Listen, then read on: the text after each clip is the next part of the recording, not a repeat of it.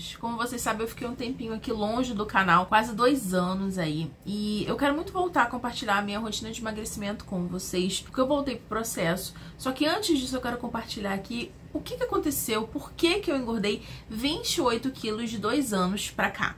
Eu separei a minha vida entre antes de eu ter Covid e depois de eu ter Covid. Porque antes de eu ter Covid era uma coisa, eu era uma pessoa. E depois que eu tive Covid, várias coisas foram acontecendo em sequência, como eu contei pra vocês no vídeo anterior. Como é que eu tava, né, antes de eu ter Covid? Ao longo de alguns anos eu perdi um total de 45 quilos. E aí eu quis iniciar as cirurgias que eu queria fazer com a lipo de papada, porque era uma coisa que me incomodava de cara e eu emagrecia e nunca parecia que eu tava emagrecendo, porque a papada era a primeira coisa a engordar e era a última coisa a emagrecer. E eu fiz a lipoaspiração de papada e compartilhei com vocês como foi, desde como era antes, por que eu quis fazer, fotos de infância, como que seria, né, os valores, como que foi o pré-operatório, a operação, o pós-operatório e como que ficou depois de um tempo. Essa playlist tá bem completa, eu vou deixar o link pra vocês aqui na descrição desse vídeo. Depois que eu fiz a lipo de papada, eu fiquei muito motivada e segui emagrecendo. Fui na médica pra poder a gente ver como fazer a abdominoplastia, né, que seria a cirurgia da barriga, pra tirar a minha barriga de avental. A gente tirou medidas, ela me passou os pedidos de exame e assim, eu tava ali queimando os últimos quilos pra poder fazer os exames, levar nela e a gente poder operar, tá? Eu tava com mais ou menos 82 quilos, 80, 82 quilos nessa época. E nessa época a minha estratégia de emagrecimento estava sendo: eu ia pra academia pelo menos 3 vezes por semana, fazia musculação e aeróbico. Normalmente eu ficava na esteira ou na bicicleta pelo menos meia hora nesses 3 dias da semana, e nos outros dias eu sempre saía pra caminhar com os meus cachorros. Então basicamente todo dia eu fazia alguma atividade, e além disso eu também tava com uma alimentação muito saudável. Quem me acompanha, né, desde aquela época lembra dos vlogs e do que eu compartilhava no Instagram e tudo. Além disso eu tava numa rotina de jejum intermitente muito legal, mas voltada pro final desse processo de emagrecimento. Ele veio tomando o café da manhã dele aqui e eu fazendo a minha quebra de jejum após quase 19 horas. Porém, em 2022 veio o Covid, e aí foi aquela coisa toda que eu contei pra vocês no vídeo passado. Eu tive um Covid muito difícil, né, que eu passei fome, frio, sede, porque eu não conseguia me movimentar dentro de casa. E o meu pós-Covid foi muito ruim. Eu não sei, eu achar aqui um áudio que eu mandei no grupo que a gente tem lá no Telegram, eu vou mandar pra vocês. Então eu realmente vim pra cá e precisei de muito suporte. Passei por alguns pneumologistas, sempre receitavam repouso quase que absoluto, né? Ainda podia tomar banho, ir até a cozinha, mas não conseguia mais fazer umas tarefas importantes, né, pra quem se mantém sozinho. A situação ficou bem difícil e, obviamente, o processo de emagrecimento foi absolutamente suspenso. É importante dizer que chegou um dado momento, depois de tomar muito antibiótico, eu fui numa pneumo que assim que ela me auscultou, ela falou: nossa, mas isso é claramente asma, né? Eu fiz um teste de função respiratória também, e dali em diante a gente foi e começou realmente a tratar como asma. Nessa época eu tava até usando só o Alenia, e aí recentemente eu tive que começar a usar esse aqui também, que é o Aerolin. É corticoide manhã, tarde e noite, né? Mas enfim, deu certo, ajudou bastante no primeiro momento. Nossa, assim que eu usei a primeira vez, parece que abriu assim os meus pulmões. E aí dali adiante a médica falou: primeiro a gente vai tirar você dessa crise. Aí passou um mês assim usando o remédio, voltei lá. Aí ela falou: agora você pode iniciar uma atividade que não exija muito de você. E aí eu comecei a fazer yoga. Eu ainda não tava legal, ainda sentia falta de ar. Aí a gente ia ajustando a bombinha, às vezes eu tomava mais, às vezes eu tomava menos. Eu posso dizer que eu fui melhorando porque foi ficando mais fácil de fazer o yoga. E junto a isso eu comecei a fazer acompanhamento nutricional pós-Covid com a Raquel, que é minha parceira lá no Guia do Jejum. Ela é nutricionista lá da Fiocruz, ela tá trabalhando lá, tava na linha de frente do Covid. Uma coisa que eu sentia muito, que me incomodava demais, era que parecia que meu coração estourar a qualquer momento e eu ia morrer. Na consulta e tava conversando com ela, ela falou: Bárbara, isso é muito comum. Aumento da ansiedade, a questão das palpitações no coração, questão de memória. Então a gente entrou com uma suplementação voltada para o pós-Covid. Então ela mandou uma pra mim, de acordo com o que eu apresentei pra ela, e fez total diferença. Comecei a ter um pouco mais de qualidade de vida, comecei a ficar mais ativa. Quando a gente fez essa consulta, eu falei pra ela sobre o emagrecimento e ela falou: Bárbara, não é o momento. Realmente é o momento de você focar na sua saúde, se estabilizar realmente, aí depois, né, a gente pensa nisso. E esse acompanhamento nutricional e a suplementação me ajudaram demais a superar realmente essas questões do pós-Covid, esses sintomas que eu estava tendo. Quando eu comecei a fazer essa suplementação pós-Covid, eu compartilhei com vocês lá pelo Instagram. E eu fiz um post pro meu blog também, com os suplementos que eu usei, os valores, pra que era cada coisa, com o que me ajudou cada coisa. E eu vou deixar o link pra vocês também aqui na descrição desse vídeo. Nessa época dos sintomas pós-Covid, que eu comecei a fazer yoga e tal, eu tinha chegado aos 98 quilos. Então eu engordei aí mais ou menos uns 10 quilos. 10, 12 quilos do que eu tava antes, né? Engordei nesse processo, porque realmente eu parei, né? Parei de fazer exercício físico, parei de prestar atenção na alimentação, né? Depois que eu fiz a orientação nutricional, eu ainda comecei a ajustar um pouco, mas ainda comia muito fora, ainda comia muita besteira. E aí, nessa época que eu tava me cuidando, tava melhorando e tudo, o meu pai foi internado. Ele tinha ali vários sintomas que eu também comentei no vídeo anterior. Não descobriram o que era. E ele ficou um tempão no hospital, a gente indo lá, aquela coisa de CTI, depois aquela coisa de quarto, e a gente indo, aquela correria de hospital, aquele estresse. Voltou pra casa, foi piorando, e aí quando ele foi internado, a segunda vez se descobriu que ele tava com câncer de pâncreas. Normalmente a sobrevida pro câncer de pâncreas, né, depois que você faz a cirurgia, faz todo o tratamento e tal, é de 5 anos. Então a gente já, né, ficou impactado com aquilo ali, né? Só que aí ele fez a cirurgia e ele não melhorou, pelo contrário, ele tirou realmente, né, o que dava pra tirar, não deu pra tirar muita margem. Ele ficou um tempão no hospital, depois ele veio pra casa, mas não aguentou ficar em casa e realmente depois ele foi internado no hospital do câncer e dali ele já não saiu mais. Aí o médico falou que tudo que eles podiam fazer, eles já tinham feito e que agora o foco era deixar ele confortável, que foi quando iniciaram os cuidados paliativos dele. A gente ficava numa ansiedade, porque a gente não sabia o que ia acontecer nas horas seguintes, no dia seguinte. Quando passou esse período, né, antes dele ser internado, eu tinha chegado aos 98 quilos. Quando a gente entendeu, quando meu pai chegou nessa última internação, na verdade, esse hospital que ele estava, o Hospital do Câncer, era um hospital muito acolhedor, assim, aqui no Rio de Janeiro, aqui no Rio Comprido, no Rio de Janeiro. Então, assim, a gente ficava entochado no quarto do meu pai o dia inteiro. A gente queria ficar o máximo de tempo lá, porque a gente não sabia até quando ele ia estar vivo. Então eu, meu irmão, minha tia, todo mundo tava sempre lá. Isso foi muito bom, porque a gente conseguiu não só dar apoio uns aos outros, né, mas estar muito próximo, né, nesse fim da vida dele, né. Então eu assim, me colocando no lugar, eu ficaria muito feliz de ver minha família sempre ao meu redor, né, quando eu fosse embora. Apesar de tudo, né? Porque todo mundo tem partes boas e partes ruins. Todo mundo tem coisas boas ao contar e coisas não tão boas assim. Então eu acho que eu tendo consciência de que eu dei o meu melhor com o que eu tinha, eu ia ficar muito feliz de ver minha família ali em volta de mim quando eu tô indo embora, assim, né? Mudando de plano. Então a gente fez isso, né? A gente realmente se uniu muito ali e a gente basicamente vivia no hospital. Logo, comíamos muito na rua. Toda hora a gente tava comendo uma coisinha. Eu compensei absolutamente tudo que eu tava passando com a comida. Eu não sou mais uma pessoa compulsiva há muito tempo, mas eu fazia questão de comer uma coisinha quando não precisava, entendeu? Então, por exemplo, eu e o João Felipe, a gente brinca que a gente tem um filho, né? Eu e meu irmão, né? A gente tem um filho, porque aqui na Tijuca abriu derrubaram um posto de gasolina numa esquina, levantaram um McDonald's. Só que eles fizeram isso na época que meu pai estava internado. E a gente passava por essa construção que estava sendo erguida todos os dias, quando a gente voltava do hospital. Então nós vimos tudo. Nós vimos derrubarem o posto, nós vimos fazerem toda a base, nós vimos levantar aquele McDonald's. E aí quando estreou o McDonald's, a gente foi lá e a gente falou, caraca, é o nosso filho, sabe? A gente viu crescer e tudo. Então a gente toda hora tava naquele McDonald's. Quando eu tava sozinha, eu ia sozinha. E quando eu tava com meu irmão, eu ia com meu irmão. Então a gente tava comendo muito errado, tava comendo muito na rua, tava comendo muita besteira. E se importando pouquíssimo com isso, porque a gente tava com a cabeça em outro lugar. Então realmente não era uma questão. E aí nessa época eu passei dos 100 quilos. Eu lembro que assim foi, não sei, algum momento que eu não tava... Ah, lembrei. Foi depois que eu operei o apêndice, né? Meu pai tava internado e tal, eu tive uma apendicite, aí eu fui, operei o apêndice.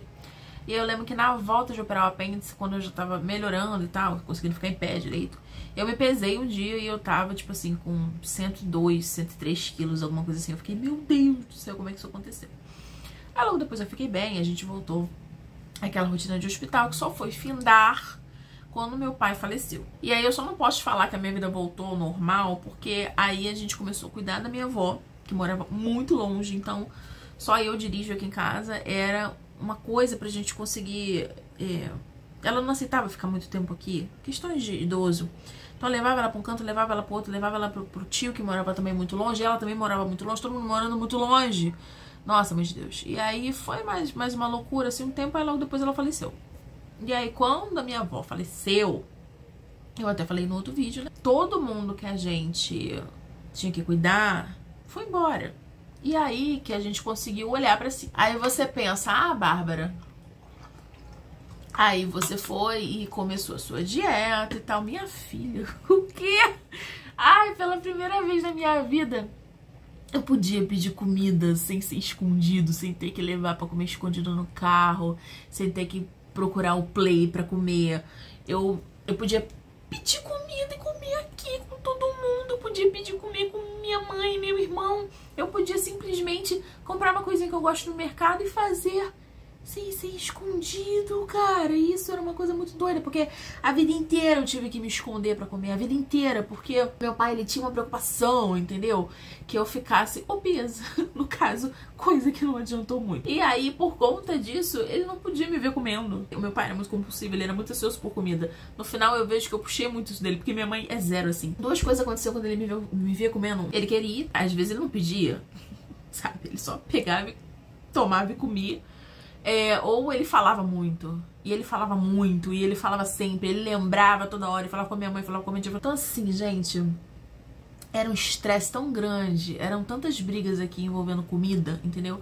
E por que eu tô fazendo questão de falar isso aqui também? Porque às vezes isso é uma forma de se criar uma criança, entendeu? Você briga com a criança quando ela come uma coisinha diferente, quando ela come um pouquinho a mais do que você acha que ela devia comer. E quanto mais você coloca tensão nessa questão da alimentação negativa, isso gera uma ansiedade e você não deixa de querer comer. Ou você tem maneira de se bulimia, que eu tive também numa época da minha vida por conta disso também. Ou você começa a comer loucamente e escondido, que eu também tive. Então assim, passei por tudo isso. Eu passei pela questão das pessoas irem em cima de mim quando de comida, eu parei de comer, tive anorexia e bulimia, quase morri, entendeu? Fiquei só assim.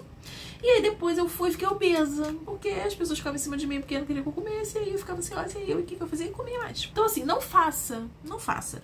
O que eu posso falar é o seguinte, dê o exemplo. Compre, se alimente, se exercite, tenha o comportamento, o estilo de vida que você quer exigir dessa criança, sabe? Porque não adianta você ficar querendo que ela seja perfeita se você não é. E outra coisa, não vai dar pra ter uma vida perfeita. Não vai dar pra comer só a cenourinha orgânica nessa sociedade que a gente vive e principalmente morando nas grandes metrópoles, gente, não dá. Então assim, eu lembro não, né? Meu irmão me lembrou disso esses dias, aí me veio a memória, né? Ninguém nunca me levava pra comer no McDonald's, só que nessa época tinha propaganda na TV do McLanche Feliz. Eu queria muito e ninguém me levava.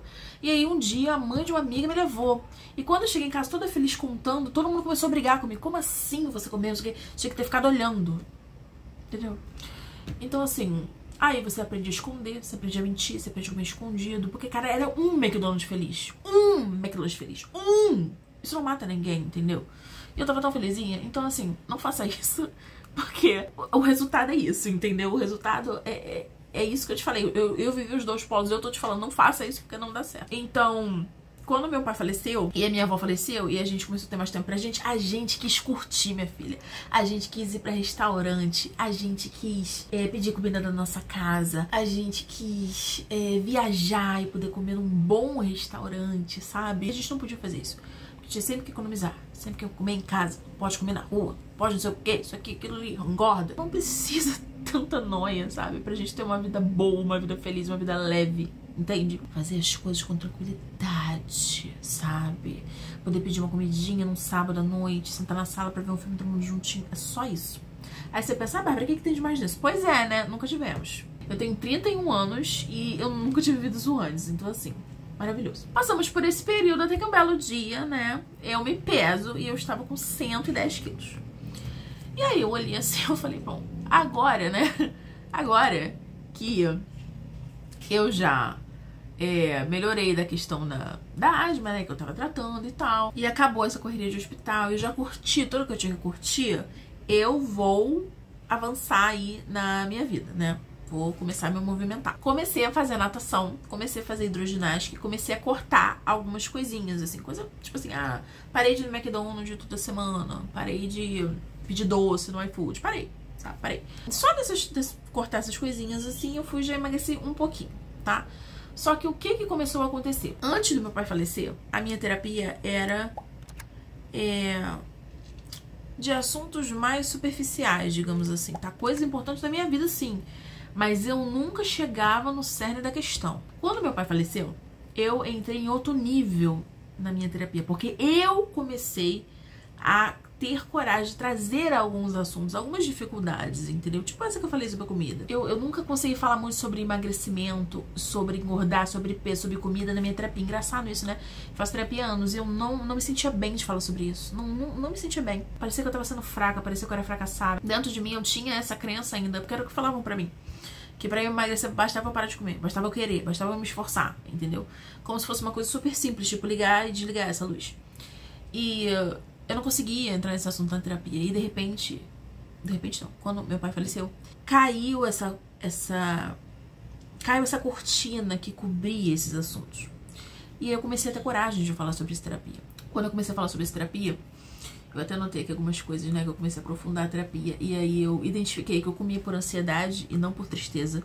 Quando eu tive crise depressiva, no ano retrasado e no ano antes do ano retrasado, eu emagrecia. Eu parava de comer, porque eu perdia a fome quando eu tava triste. Então eu sentia muita fome quando eu tava ansiosa e quando eu tava frustrada. Eu começava a sentir alguma coisa, tipo uma frustração ou uma raiva ou alguma coisa que eu não conseguia identificar. E aí eu ia e comia, porque no mesmo momento que eu comia, eu ficava bem.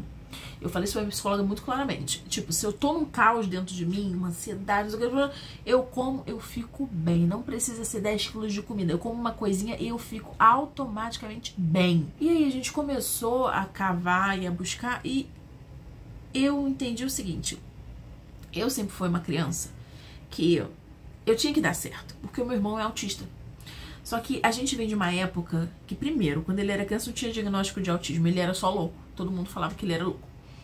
Então, sempre teve aquela coisa de Bárbara tem que ser a filha que vai dar certo. Tipo, eu tinha que dar certo pela família inteira. Eu tinha que ser a pessoa mais perfeita. Eu tinha que ser a pessoa mais tudo da família. E dar conta de tudo, sabe? Do casamento dos meus pais, das questões do meu irmão, defender ele na escola e defender ele em casa e ajudar a cuidar dele, não sei o quê. E eu não tive essa coisa de, tipo, as minhas necessidades. Cuidar de mim, olhar pra mim. Não. Era sempre, Bárbara, você tem que cuidar do outro.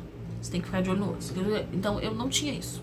Não tive isso. Não foi criada assim. E sempre com muita pressão em cima de mim, muita expectativa em cima de mim. Qualquer pequeno erro meu era o fim do mundo.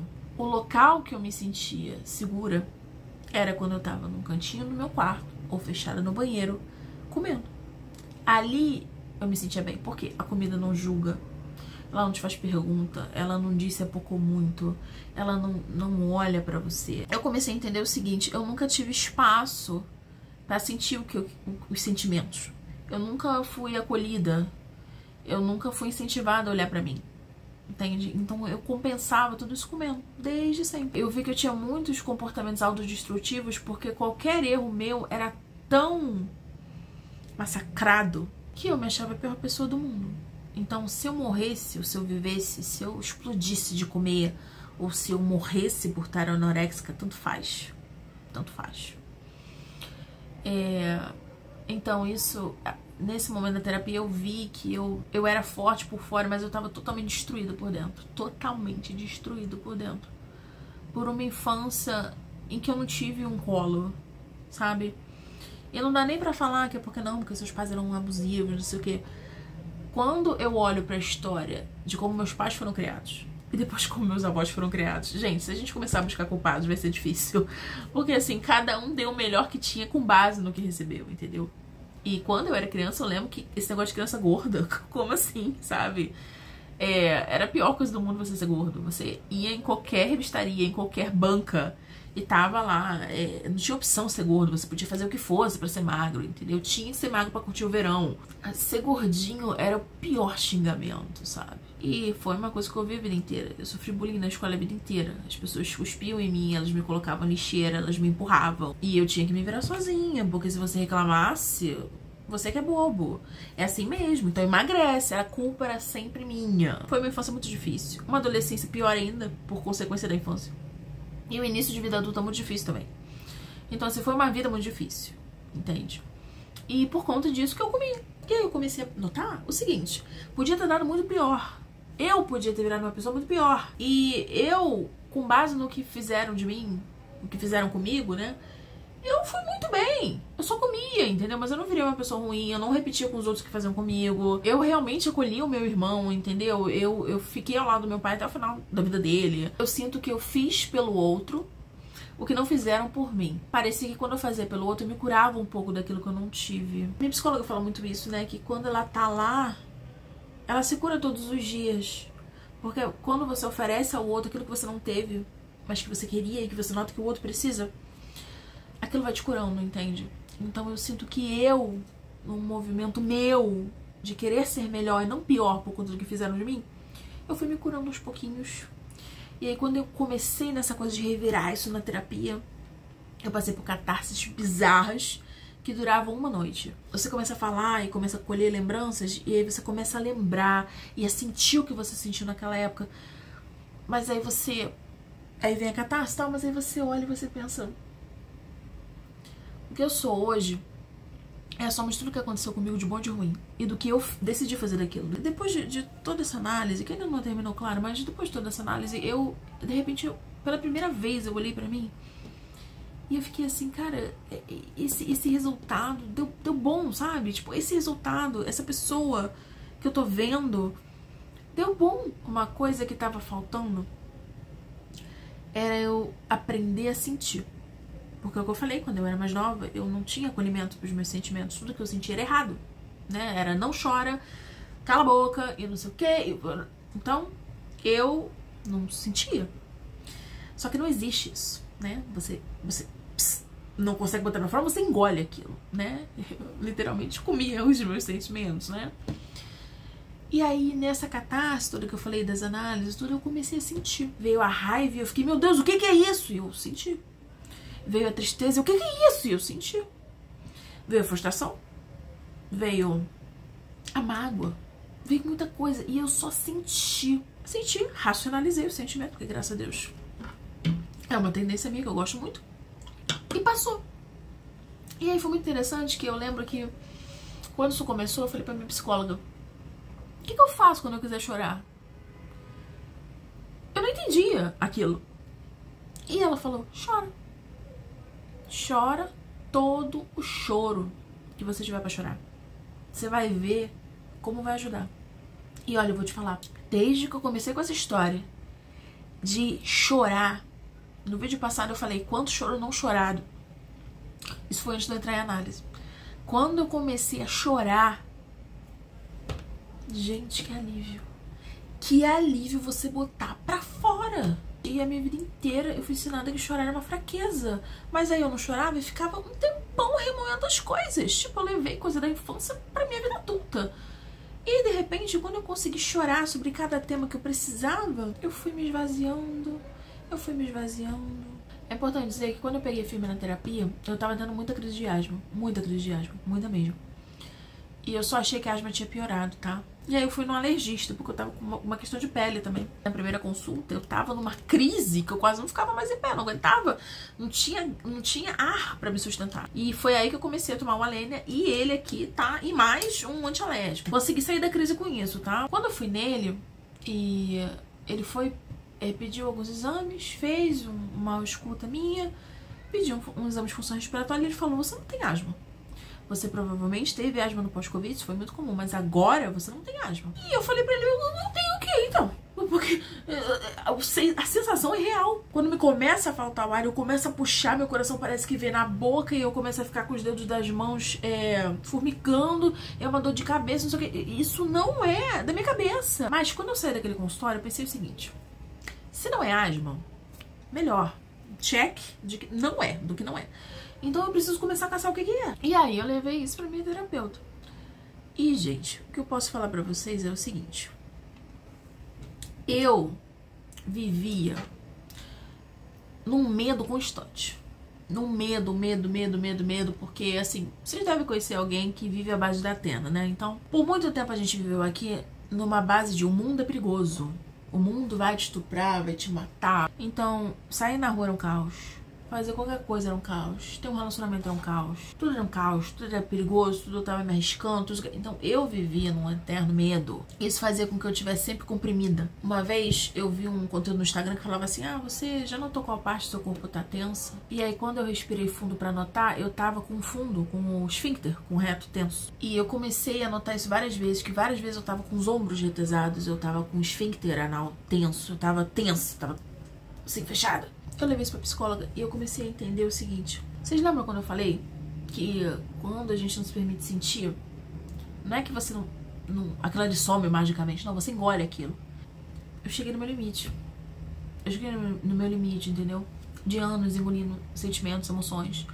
De anos me sentindo culpada por cada erro. Ou por cada coisa que nem era um erro, só que eu podia ter feito melhor. Foram anos de autodestruição, foram anos de me colocar nem em segundo lugar, em quinto lugar. Foram anos atendendo a todo mundo e deixando os meus interesses de lado. Foram anos. E quando meu pai faleceu, foi a gota que precisava para esse balde entornar. E isso veio em forma de sintomas asmáticos. Era tipo um pânico, sabe? Quem já teve crise de pânico vai me entender. E aí, graças a Deus, depois que eu comecei a pegar firme na terapia, isso melhorou muito. Melhorou muito. Não posso falar que eu tô boa disso não, porque hoje em dia, quando eu começo a ficar mais estressada por alguma coisa, eu logo sinto uma falta de ar. Mas hoje eu já entendo que isso é emocional. Então é um emocional que causa sintoma físico. Então eu busco formas de autorregulação que não seja a comida. Porque antes a minha forma de autorregulação era a comida. Eu sei que a gente tá há muito tempo no canal. E eu sei que talvez muita coisa que eu falei aqui, vocês já comentaram lá atrás, em algum vídeo. Vocês já se perguntaram. Ou vocês já me perguntaram, de alguma forma. E eu talvez não tenha respondido. Eu talvez não tenha respondido isso que eu tô falando aqui agora. Mas eu quero que vocês entendam o seguinte, eu só pude encarar tudo isso que eu tô falando porque agora eu tô num ambiente que eu consigo me curar disso. A gente não consegue se curar no mesmo ambiente que a gente adoeceu. É muito difícil. Então eu tô falando isso em consideração a todas as pessoas que me acompanham todos esses anos e me viam emagrecer, engordar. Eu não entendi o que tá acontecendo. Inclusive minha nutricionista que fez o guia do jejum comigo e mais uma vez ela me falou, eu não sei o que tá faltando pra você. Porque eu emagreço, sempre consegui emagrecer, sempre. Eu ia pegar, emagrecer, ficava... Aí pegava e engordava tudo de novo. As pessoas comentavam isso comigo. Cara, o que tá acontecendo? Minhas amigas falavam, como assim? Você tava na porta da cirurgia e você teve Covid e engordou tudo de novo? Hoje eu vejo que era isso.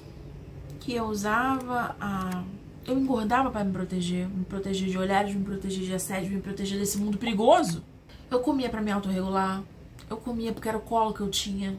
Era o colo que eu tinha, que eu nunca tive. E quando eu comecei a observar essa terapia, eu pude ir entendendo e me curando. E tomando mais uma vez, cada um dá o melhor que pode de acordo com o que recebeu. Não vou elencar culpados.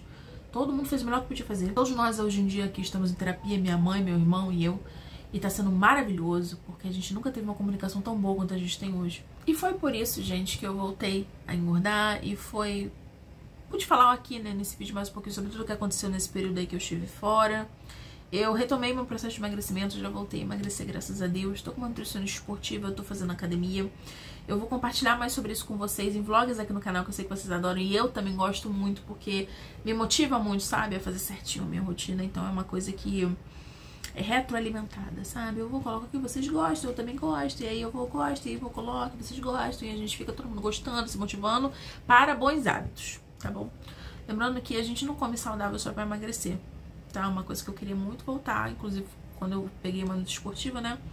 Era porque eu realmente queria mudar o meu estilo de vida definitivamente, para emagrecer definitivamente. E é isso, amorzinhos. Eu sou muito grata por todo mundo que tá me acompanhando aí nesses vídeos, né? Comentando nos vídeos, compartilhando suas histórias comigo. Isso é tão maravilhoso. Não é novidade. Desde sempre eu digo que o YouTube é a minha rede social favorita. E o que eu mais gosto daqui é esse diálogo. Então eu agradeço a vocês que ficaram até o final do vídeo, que estão sempre aqui no canal, pela atenção.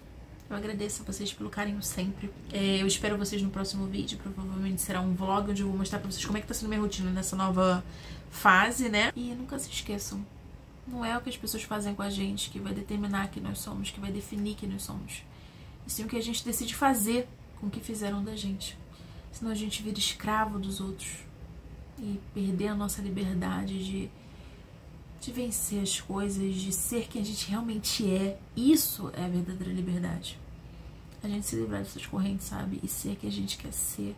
O melhor que a gente consegue ser, apesar do que fizeram da gente. Tá? Eu acho que tudo envolve um aprendizado. Eu gosto muito dessa visão, porque primeiro que tá dando certo, né? Acho que eu tenho ido bem, assim, perante os desafios da vida. E porque é uma visão construtiva. Eu acho que na nossa vida a gente tem que ter uma visão construtiva. Porque se a gente tem uma visão destrutiva, a gente vai destruindo até que a gente se desfaz. A gente se acaba se destruindo, né? Mas quando você tem uma visão construtiva das coisas, como é que isso pode me agregar? Como é que isso pode me ajudar a crescer? Que aprendizado eu posso tirar disso? Não é sempre que dá, tá? Mas na maioria das vezes dá.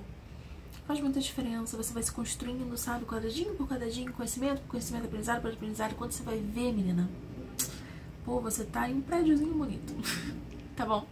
Então é isso, amorzinhos. Eu vejo vocês se semana que vem a outra com o nosso vlog. Eu aguardo os comentários de vocês aqui embaixo. Muitos beijos. Até o próximo vídeo. Tchau, tchau.